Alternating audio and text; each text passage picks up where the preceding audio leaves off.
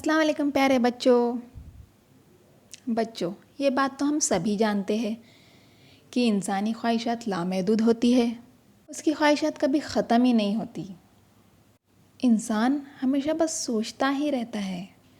جو اسے ملا ہے وہ ہمیشہ اس سے زیادہ کی خواہش کرتا ہے. وہ کبھی مطمئن نہیں ہوتا.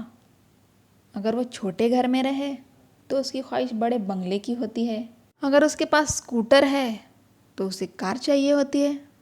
مطلب انسان کی امیدیں ہمیشہ بڑھتی ہی رہتی ہے. ہمارے پاس جو ہے ہم نے اس میں مطمئن رہنا چاہیے. جو ہے اس کی قدر کرنا چاہیے. پیارے بچوں، کیا جانداروں اور پرندوں کی بھی ہماری طرح خواہش رہتی ہوں گی؟ کیا وہ بھی ہماری طرح سوچتے ہوں گے؟ تو چلیے یہ جاننے کے لیے ہم ہماری مراٹھی مضمون کی پرشن اس نظم کا مطالعہ کریں.